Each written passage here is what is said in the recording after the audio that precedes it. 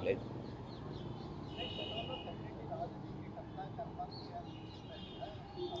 అప్పుడు ఆ రోజు చెప్పాను, ఈరోజు చెప్తున్నాను. నాకు తెలియని విషయాలు నాకు తెలిసినట్టుగా నేను చెప్పను. మీరు రాజ్ కసిరెడ్డి ఎప్పుడైతే అబ్స్కాండింగ్లో ఉన్నాడు, ఎప్పుడైతే ఆయన దొరికి తీసుకొస్తాడో మీరు రాజ్ కసిరెడ్డిని అడిగి తెలుసుకోవాలి. మీ మీద ఒత్తిడి ఉందా సార్ దీనికి సంబంధించి? అంటే కసిరెడ్డిని మీరే పరిచయం చేశారు అని చెప్పి కూడా వైసీపీ వాళ్ళు చెప్తా ఉన్నారు. రాజ్ కసిరెడ్డిని పార్టీలో వ్యక్తులు నాకు పరిచయం చేయడం జరిగింది. 2017-18లో అనుకుంటా రాజ్ కసిరెడ్డి పార్టీలోకి వచ్చారు.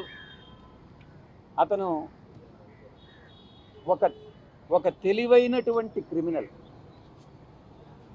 ఆ క్రిమినల్ మైండ్ సెట్ ఉండేటటువంటి వ్యక్తి.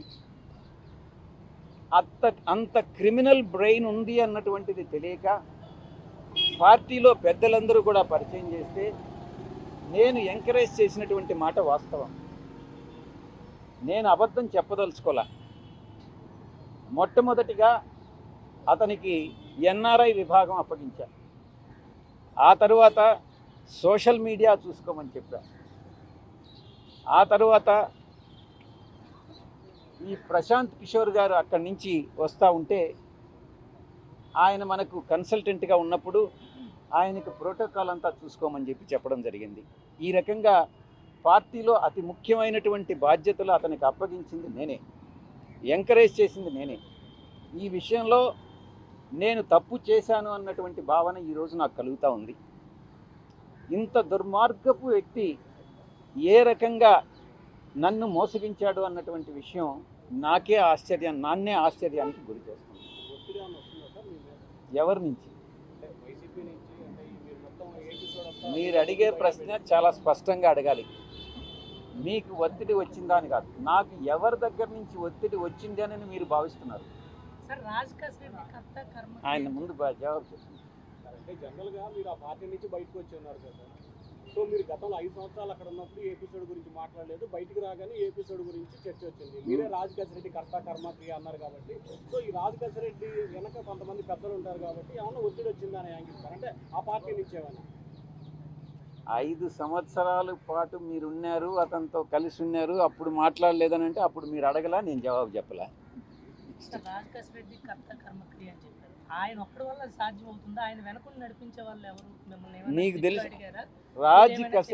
రాజ్ కసిరెడ్డి వెనక ఎవరైనా వ్యక్తులు ఉన్నట్టు మీకు కానీ తెలిస్తే నాకు చెప్తే నేను కూడా సంతోషిస్తాను. మిమ్మల్ని సిట్టు విచారణ సందర్భంగా అలాంటి ప్రశ్న ఏమైనా అడిగారా? మీరు ఏమైనా సమాధానం అడిగారు. రాజ్ కసిరెడ్డి ఒక సాధారణమైనటువంటి వ్యక్తి. ఆ అథారిటీ అతనికి ఎవరిచ్చారు అన్నటువంటి విషయం సిట్ నన్ను అడగడం జరిగింది. నాకు తెలియదు అన్నటువంటి విషయం చెప్పాను.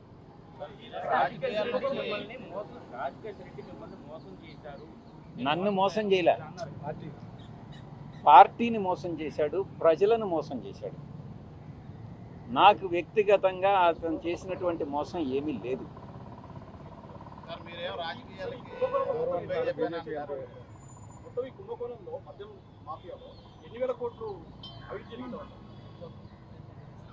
ఆ కుంభకోణం గురించి మీరు ఏదన్నా నాకు చెప్తే నేను కూడా సంతోషిస్తాను. మీరు చెప్తున్నారు కదా కుంభకోణం. ఈ ప్రశ్న రాజ్ కసిరెడ్డిని వేయాలి. మీరు ఆయన దగ్గర సమాధానం తీసుకొని నాకు కూడా చెప్పండి.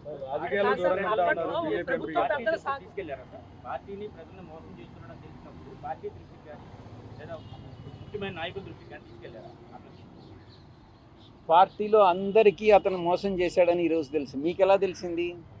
ప్రజలందరికీ తెలుసు. మీకు ఎలా తెలిసిందో పార్టీలో అందరికీ కూడా అలాగే తెలుసు. అప్పట్లో ప్రభుత్వ పెద్దల సహకారం, వాళ్ళ సపోర్ట్ లేకుండా ఇంత పెద్ద నెట్వర్క్ నడిపించడం సాధ్యమవుతుంది. మీరు అడిగిన క్వశ్చనే మళ్ళీ అడుగుతున్నారు.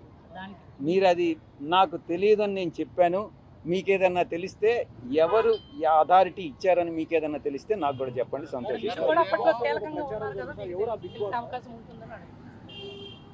కీలకంగా రాజ్ కసిరెడ్డిని పరిచయం చేశాను, అదానికి డబ్బులు 100 కోట్లు అప్పించానని చెప్పారు కదా.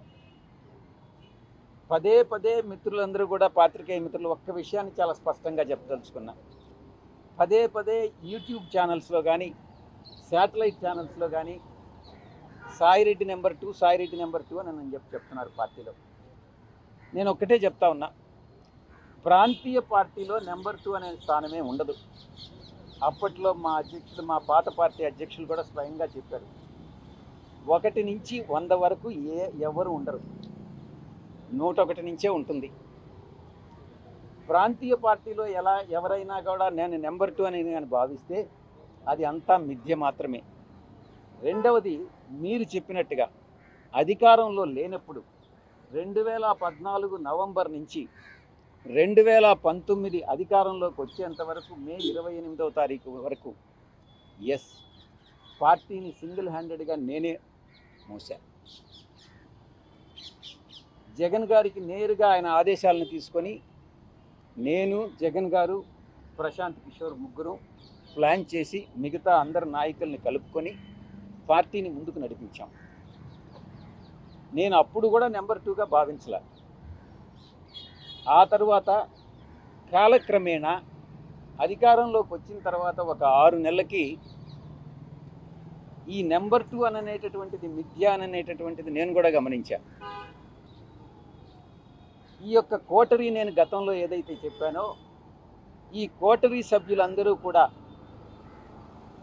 నా మీద తినగవేము తీయనుండు అనేటటువంటి సామెత నాకు గుర్తొస్తూ ఉంది. మా యొక్క నాయకుడికి, అప్పట్లో నాయకుడికి చెప్పి సాయిరెడ్డి ఒక వెన్నుపోటుదారుడు అవుతాడు, ఏ రోజైనా మీకు మీ యొక్క స్థానానికి ఆయన స్థానభ్రంశం చేస్తాడు అన్నటువంటిది ఆయనకి చెప్పి, నేనేదో కొన్ని వేల కోట్ల రూపాయలు దోచేశాను అన్నటువంటి అపవాదనంతా నా మీద మోపి, ఈ యొక్క కోటరీ ఆయన మనసును మార్చి నన్ను 2వ స్థానం నుంచి, మీరు అనుకునే 2వ స్థానం నుంచి స్లోగా తగ్గించుకుంటా నాకు ఇచ్చిన పదవులన్నింటినీ కట్ చేసుకుంటా వచ్చి నన్ను 2000 స్థానంలో నిలబెట్టింది. చాలా అవమానాలు పాలయ్యా. ఈ కోటరీ, మరొక్కసారి చెప్తా ఉన్నా, ఈ అవమాన భారం తాళలేక, ఈ కోటరీ యొక్క వేధింపులు తాళలేక, నాకు అప్పట్లో నా నాయకుడైనటువంటి జగన్మోహన్ రెడ్డి గారి మనసులో స్థానం లేదని గ్రహించి వేదన చెంది నేను పార్టీ వేడడం జరిగిందే తప్ప వేరే ఏ కారణం కాదు. మరొక్కసారి చెప్తా ఉన్నాను, మీరు ఈరోజు కూడా ఈ యొక్క యూట్యూబ్ ఛానల్స్లో పార్టీలో నెంబర్ 2గా ఉన్నటువంటి వ్యక్తి విడిపోయాడు, పార్టీలో నెంబర్ 2గా ఉన్నటువంటి వ్యక్తి విశ్వాసఘాతకానికి పాల్పడ్డాడు, పార్టీలో నెంబర్ 2గా ఉన్నటువంటి వ్యక్తి జగన్మోహన్ రెడ్డి గారిని మోసం చేసి వెళ్ళిపోయాడు అని పదే చాలా న్యూస్ ఛానల్స్లో మా వాళ్ళే కొన్ని రాయిస్తూ ఉన్నారు, మీరు కొన్ని రాస్తూ ఉన్నారు. దాంట్లో కొన్ని పెయిడ్ ఆర్టికల్స్ ఉన్నాయి, కొన్ని మామూలుగా మీరేదో ఆత్మసంతృప్తి కోసం మీరు రాసుకుంటా ఉన్నారు. నేను అధికారం వచ్చిన 6 నెలల్లో నా యొక్క 2వ స్థానం 2000 స్థానానికి పడిపోయింది. కాబట్టి దయచేసి నేనేదో నెంబర్ 2 స్థానంలో ఉన్నాను అన్నటువంటి విషయాన్ని మర్చిపోండి, తిరిగి రాయవద్దు అని మీకు అందరికీ కూడా విన్నవిస్తున్నాను. బీజేపీలో జాయిన్ అవబోతున్నారు. వచ్చే రాజ్యసభ సీటు కూడా మీరే మళ్ళీ పోటీ చేస్తారు. ఇంకోటి కూడా, మా ఏ సాక్షి అయితే నేను ఛానల్ పెట్టానో మొదటి నుంచి కంపెనీ ఇన్కార్పొరేషన్ నుంచి లాంచ్ వరకు నేను చూశానో, అదే సాక్షిలో ఎవరో ఒక అతను చెప్తా ఉన్నాడు,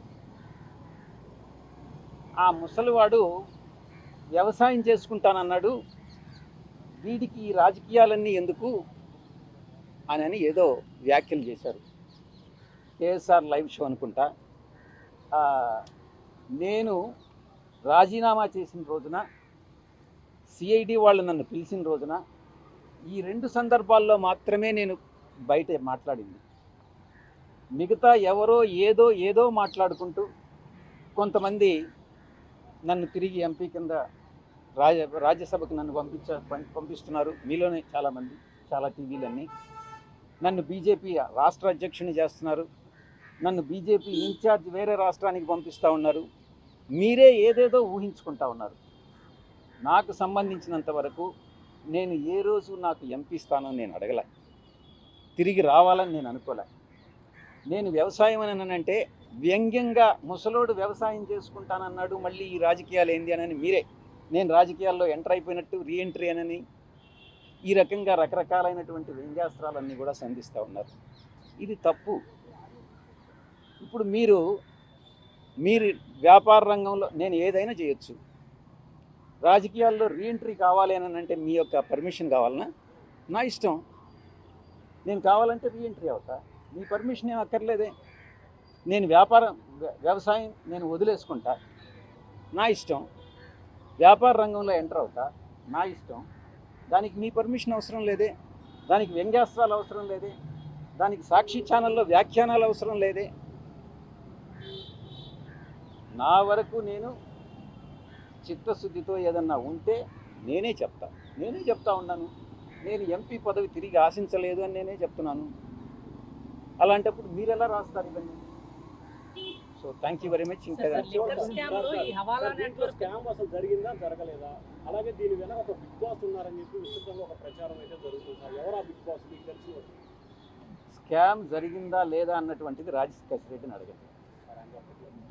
దొరక్కుంటే నన్ను ఏమంటారు? నేను పట్టించేది పోలీసు వాళ్ళని అడగండి, పట్టిస్తారు. బిగ్ బాస్ ఉన్నారా లేదా అన్నటువంటి విషయం నాకు తెలియదు, నిజంగా కూడా నాకు తెలియదు. ఆ బిగ్ బాస్ ఎవరైనా మీ దృష్టిలో ఉంటే మీరు ఎవరో చెప్పండి, నేను కూడా వింటాను. సార్, ఈ స్కామ్ లో ముడుపులు వసూలు కోసం ఒక పెద్ద హవాలా నెట్వర్క్ ఏర్పాటు చేశారు. దాంట్లో కొంతమంది క్రూషియల్ రోల్ పోషించారనేది ఒక ఆరోపణ సార్. ఆ విషయం మిమ్మల్ని ఏమైనా అడిగారు. ఈ యొక్క రాజ్ కసిరెడ్డితో ఎవరెవరు అసోసియేట్ అయ్యారు అన్నటువంటి విషయాన్ని అడగడం జరిగింది. ఆ రాజ్ కసిరెడ్డితో నేను ఒక్కటే చెప్పాను.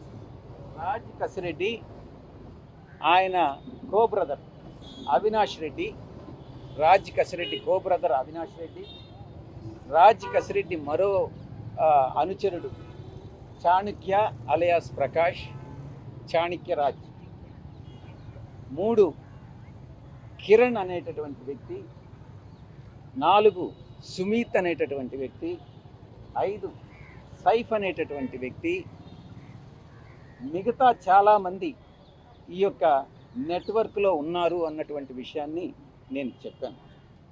నేను చెప్పింది ఇంతకు ముందే వాసుదేవరెడ్డి కానీ సత్యప్రసాద్ కానీ ఇద్దరు కూడా చెప్పిన మాటలనే నేను చెప్పాను. వాళ్ళు ఇచ్చినటువంటి స్టేట్మెంట్ ఆధారంగా నన్ను ప్రశ్నించడం జరిగింది. వాళ్ళ స్టేట్మెంట్ కరెక్ట్ అయితే ఇది కూడా కరెక్ట్ అని చెప్పాను. మళ్ళీ వాళ్ళు ఎప్పుడు పిలిస్తే అప్పుడు వస్తా. నిన్నటికి మీరందరూ నాకేమీ అత్యుత్సాహం లేదు, మీకు అత్యుత్సాహం ఉన్నట్టుగా ఉంది. 18వ తారీఖు వాళ్ళు నోటీస్ ఇస్తే సాయిరెడ్డి అత్యుత్సాహంగా ఏదో జగన్ గారి మీద చెప్పేయాలని ముందుగా వచ్చి చెప్పేస్తున్నాడు అనేటటువంటి భ్రాంతిని మీరు కలిగించారు. ఈనాడు ఆంధ్రజ్యోతి నన్ను సమ్మన్ చేశాయా, లేకుంటే సిట్ నన్ను సమ్మన్ చేసిందా? ఈ రకమైనటువంటి జర్నలిస్టు ప్రమాణాలు మానుకోండి. జర్నలిస్టు విలువల్ని మీరు కాపాడండి. అందుకే నేను గతంలోనే చెప్పా, ఎప్పటి నుంచో కూడా నాకు ఈ ఛానల్ స్టార్ట్ చేయాలని ఉంది అని.